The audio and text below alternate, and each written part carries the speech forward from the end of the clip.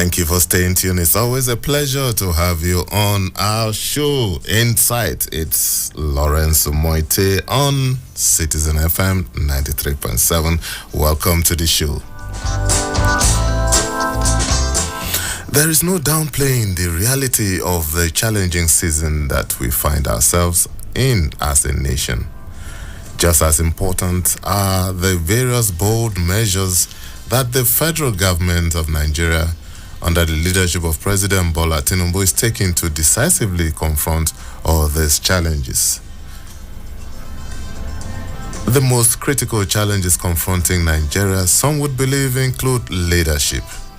These leadership challenges are evident in political, social, and economic instability and the prevalence of ethnic, communal, and religious crises. On Insight today, we will revisit the Nigerian Federation and matters arising. And we have a very interesting guest on the show today. I promise you that. Why don't you stick around? When we return, I will unveil my guest. Once again, welcome to Insights. My name is Lawrence Umoette.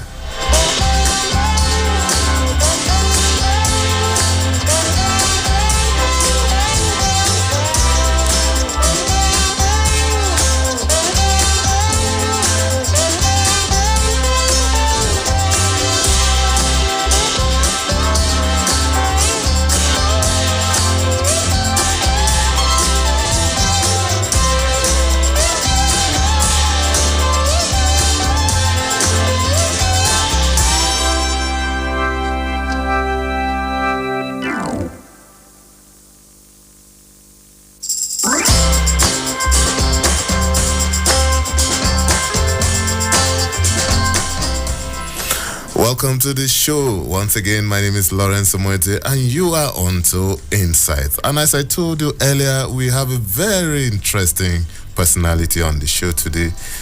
Somebody that I'm sure that after the show, we will have learned a lot from. Our guest for today is Alhaji Salihu Abubakar Tanko Yakasai, officer of the Federal Republic of Nigeria.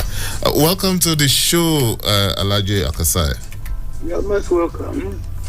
Yes, Alhaji Yakasai is an elder statesman, a veteran politician, and human rights activist, and a social commentator. He was a commissioner for finance in Kano State in 1973 and member of the Governing Council, Nigerian Institute of International Affairs. He also served as special assistant to the president, then President Shehu Shagari, on National Assembly liaison. Alhaji Yakasai is a founding member of and also member board of trustees of the Arewa Consultative Forum. He has been a public affairs commentator for over 6 decades. And also, Alhaji Yakasai is married with 19 children and, wait for this, 59 grandchildren. Once again, welcome to the show, Alhaji Yakasai. It's a pleasure to have you on the show. You're welcome. Thank you. All right, you can join our live stream on the program on YouTube by typing in Insights on YouTube, and you will be part of the show from anywhere in the world. You can also follow us on our social media platforms on Facebook at Citizen FM Abuja, on Instagram at Citizen FM 937, and also on X at Citizen FM 937. We will open the phone lines later, but I want us to have some detailed discussion with our elder statesman. Once again, our guest on the show is Alhaji Salihu Abubakar Tanko Yakasai, OFR. And straight on, Alhaji Yakasai, let's start this way.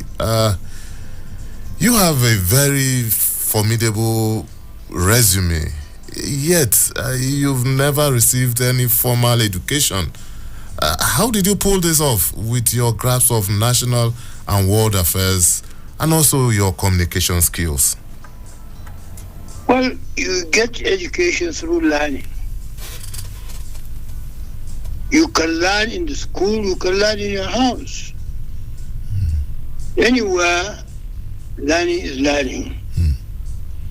I learned in my private capacity at home, but no problem. I am able now to speak with you in English, which I learned through private initiative, not in any school.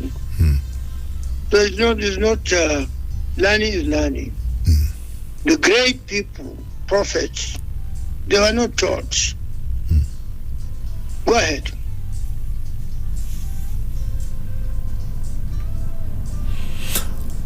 Okay, Alhaji Akasai. Maybe we'll move on to some other issues. Some Nigerians believe that our problems, or maybe I should say our challenges as a nation, are self-inflicted. How does that define us as a nation from your perspective? Well, let us remind ourselves that this country was not an entity before. It was in the process of growth that were brought together from different pieces to have a Federal Republic of Nigeria. And in my opinion, we have not done badly, because we can be compared favorably with countries that have been existing for hundreds of years. So that is that. I know that from your resume, you are not new to political and maybe social advocacy, because I know that at a point in time in the 60s, you were National Publicity Secretary of the Northern Elements Progressive Union. Can you give us an insight into about how Nigeria was then and how Nigeria is now? Well, at that time, Nigeria was under colonial rule. And by the reality of the situation, the colonialists came to Nigeria, not to build Nigeria, but to exploit Nigeria. So it goes without saying that as at that time, Nigeria was underdeveloped, very, very much underdeveloped. This is the reason why a lot of us volunteered to fight for our independence, because we know that the British did not come to build our nation. They came to exploit the nation, and therefore the only way to build our nation is for ourselves, to get independence in our hand for the country, and also plan on how to develop our country. This is what we did. We got our independence in 1960. From that time on, we have been developing gradually. But now, I don't think anybody will accuse me of boasting if I say that we are in a position to compare favorably with many nations that were in existence before Nigeria came to be. Yes, I'm sure, talking about the independence, I'm sure you as a young Nigerian then, you were full of ideas about the future of Nigeria in 1960. What was your vision for Nigeria in the 60s? And today, you are 99 now, and would you say those visions have seen the light of day over the years? Oh, yes, of course. The first and foremost is that we formed political parties to fight for independence.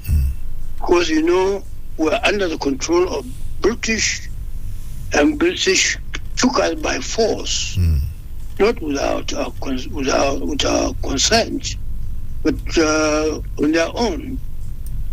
Now, we decided that the priority area is for us as a nation to fight for our independence so that we can plan on how to develop our country ourselves. And we did that. And thank God that the whole country was united in that vision.